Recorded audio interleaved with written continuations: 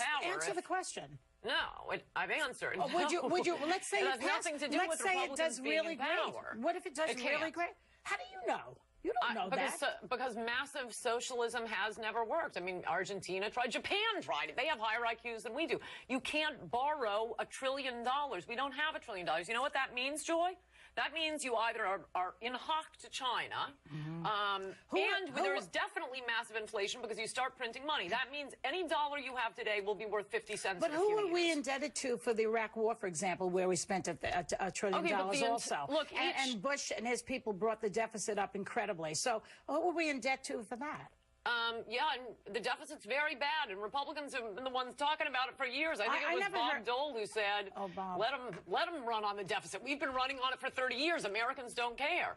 Each president, because of the spending of the government, each president has a bigger deficit than the last one. You know what the entire deficit... Take a breath. The entire deficit under George Bush that you're so worried about is $400 billion. This stimulus bill is nearly $1 trillion. Well, that's not true. First of all, everybody knows, and I'm not a political person exactly, but everybody knows at this point that George Bush got a great surplus when he came into office, and he squandered it. Everyone knows that. It was a surplus on paper. Oh, I see. Okay. Now, are you frightened or gleeful that Rush Limbaugh seems to be the head of your party these days? Oh, I think it's fantastic. Really? Yeah, I'd rather have somebody, I mean, I hope, actually, we do have a lot, not that I'd rather have some, but I would like more Republicans running for office who can talk like Rush Limbaugh You consider Rush Limbaugh a Republican? I consider him an extreme right-winger. I don't consider him a Republican. An extreme right-winger with 20 million listeners. Well, you know, that doesn't mean anything to me. Well, that he has 20 million listeners? That doesn't mean that 20 million people are agreeing with him, you know. It means that they're listening. I think a lot of people are very masochistic, and they'll listen to Rush Limbaugh. You're saying that his 20 million listeners hate him and disagree with him? No, not all, but not everybody agrees with him. If you're describing someone as extreme, I think it can't be someone who is massively popular with the American people. That, I mean, that's dead down the center. Okay. All right, let me ask you something else. Now, do you listen to Rush, by the way? I used to work with him. I was on the same station. No. Well, okay. How can you then describe him as extreme? We could interview one of the 20 million people who listen to him every day. But I'm not that into somebody who filibusters like that. I like a conversation. Listen to him. How do you know he filibusters? Because I worked with him for 3 years, and I know what he does.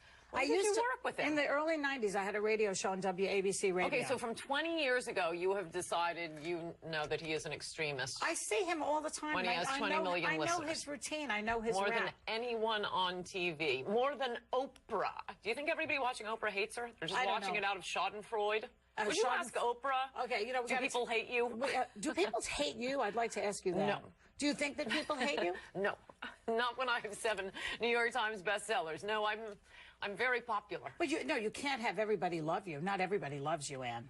People think you asked me if people hated me. I know, but you say suddenly you're saying no, they don't hate me. You're saying everybody loves me. But you say because you sell books that makes you think that people love you. No, I said that indicates to me that they do not hate me, which was the question, Joy. Okay. Ann was on The View recently. We had a good time. Take a look at this. We are not attacking you. You wrote something provocative. Read aloud like you're reading Mein Kampf, and I just did. And I just read a section aloud. Yes, and read it like you're reading Mein Kampf again. I don't think I did that. I think you did. Yes, that helped the words when I wasn't sitting here. Let me do this. Throughout John, that's because I'd like to discuss something current. Was that? Yes, that was lovely. You could do the audio book.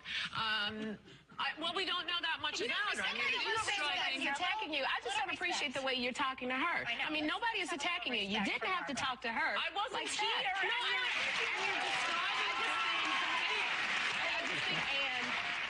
You're not that popular on the show, I don't think. I mean, Sherry had to defend Barbara against you. She felt the need. Yes. Because you said that Barbara looked like she was reading Mein Kampf.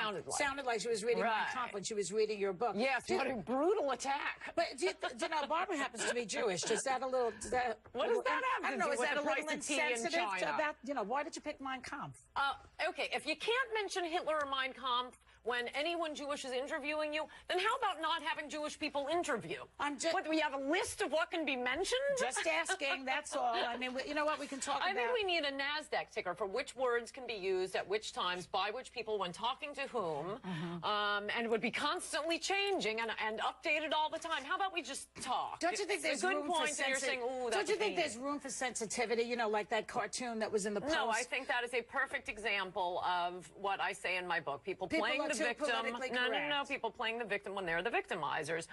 You didn't play the way Barbara Walters read my book the first time, and she was spitting out the words like she was reading from Mein Kampf. You don't think you're a little paranoid here? I mean, she was just Well, why don't you play it? Play it for the viewers. Let them decide. Well, they saw it already. Oh, no, I don't think so. I liked that part. All right, we got to take another break. What's the biggest trouble Ann's gotten herself into? We'll ask her when we come back. Right now. Okay, let's take a call from Columbus, Ohio. Columbus, you're on the line. Hello. Hi, Joy. Hi. Hi. I just wanted to ask Ann, it seems like her whole focus is on what, is wrong with President Obama's approach to, finding solutions for our current situation. And I was wondering if she's truly honest with herself, what responsibility she feels like, Republicans and the conservatives have in this whole mess that we're in. Right. They have the responsibility to the Constitution and the country, which they are fulfilling magnificently, I might add. What we have now, as I said, is this massive socialist bill that will transfer money not to individuals, not to create jobs, to state, local, and the federal government, that will, by the way, repeal the welfare reform provisions from the 1996 welfare reform bill that was so successful. Bill Clinton ended up claiming credit for it. It has provisions to, redo at the cost of billions of dollars the docks that are near Nancy Pelosi's husband's rental properties. Chuck Schumer, Senator Chuck Schumer just said, well, okay, she wants to know if you want to defend freedom, you got to vote against this bill. But it's too long an answer. We have only a little bit of time left, and I have more things to ask you. Like, have you ever gotten into real trouble? For instance, it's interesting that you called Scott McClellan retarded in your book. You said that the 9/11 widows were enjoying their husbands' deaths. Now, those are two outrageous statements. First of all, retarded people could get very offended by that. That is Comparing them to Scott McClellan. That is I know true, you were and going I apologize, there. No, yes. seriously, people do not like that when you use the word retarded in that flipped manner. And that the 9/11 widows were enjoying their husband's death. Where did you come up with that? I think it is outrageous for the media to pick on the retarded press secretary as if and treat him like he's suddenly Zarathustra. But if he was retarded, why did Bush hire him? I promise you, I called him that even when he was working for Bush, because luckily for me, I don't have a job, and I could stay home and watch press conferences. You'd only see David Gregory getting into it with Scott McClellan. I saw the whole press conference. McClellan could turn, the fact that Bush had eggs for breakfast into an Ehrlichman-Haldeman conspiracy. So he was. That's pretty clever. That doesn't sound retarded to me. No, he was terrible for the job. He was another Bush loyalist. It was one of Bush's, it's his Achilles heel that he kept going to Bush loyalist people he knew. They weren't very loyal to him in the case of Scott McClellan. And, oh, man, we've been through the Jersey Girls a million times. What's their problem? What's your problem with them? I never heard this Well, they're before. gone now, thanks to that book, so we can move on. But why do you say that people who lost their husbands in a horrible, horrible fire and a terrible tragedy like that? I didn't say they were enjoying the deaths. I said when they were going around cutting anti-war commercials, cutting commercials for Kerry, using their victimhood to prevent anyone from responding to them. They were loving that, being photographed for Vanity Fair. I said it. We had an argument about it. I won it. They're gone. So we can move on to 3 books later. Okay, come on. Didn't I insult anybody in this book? I think they're many. Well, you insult single mothers quite a bit, I think. Excellent. I wanted to get to that topic. You do insult single mothers. I don't think I do. And now, you say practically that single mothers were responsible for everything wrong in the world. Now, I was a single mother. Am I responsible for the financial turndown? Am I responsible for the housing market crash? No, I think I make it very clear in that chapter. Is Bernie Madoff a single mother? Moreover, you weren't an unwed mother, were you? No, I was a married woman, and I was divorced, and then I was a single mother. I specifically distinguish widows and divorced mothers from single mothers. We already have words for widows and divorced mothers. They're called widows and divorced mothers. Why Liberals try to include that in the category of single mothers in order to class up the category, like referring to the GI Bill as a form of welfare. And the statistics by now, I mean, we've had 30 years of statistics. The evidence is in. When 80% of the inmates in our prisons were raised by single mothers, mostly unwed mothers. The children of widows don't turn out particularly badly. But there are tons of people out there who were raised by single mothers who are doing quite well. Sure, this is looking at it from the other end. And when you why not look at it from that end? Well, because that's 80% of the prison population. How about 80% fewer crimes? How about the fact that, according to a liberal Policy Institute, if you remove the factor of single motherhood, keep everything else the same, residence, socioeconomic status, income, the difference in black and white crimes disappears. Why don't you blame the men who knock these women up?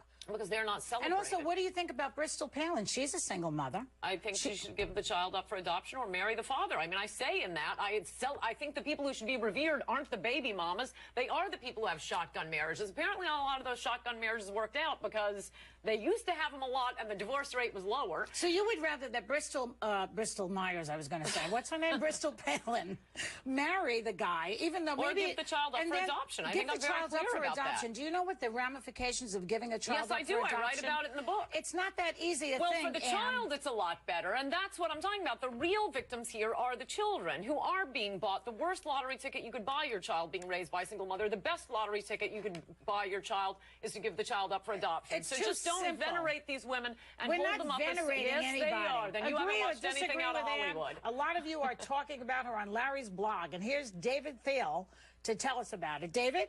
Listen, Joy, we certainly have been talking about Ann's appearance throughout the day. We've been monitoring the comments during your conversation with her. Some of the things we're hearing: bomb thrower, very disappointed, venomous, and this, I like Ann Coulter. While you go to the blog, cnn.com/LarryKing, check out the exclusive extra that we have on the blog from an upcoming guest, somebody you're going to be talking to here very shortly. That's Jim Bob and Michelle Duggar. They have 18 kids. 18 children. You're going to be talking about the Octomom here very shortly. And they have given us a blog extra about how to save money when you are raising kids these days. Again, that is at cnn.com/LarryKing. Look for that blog link. Jump into the conversation. We look forward to hearing from you. Joy. Thanks, David. They have a lot of tips, the Duggars. Thank you, Ann, for coming on. Thank you. You were fine. You were great. I loved talking to you, really. When we come back, an exclusive, a new plan to pay for the octuplets and their siblings. But is it going to cost you anything? Find out when we come back.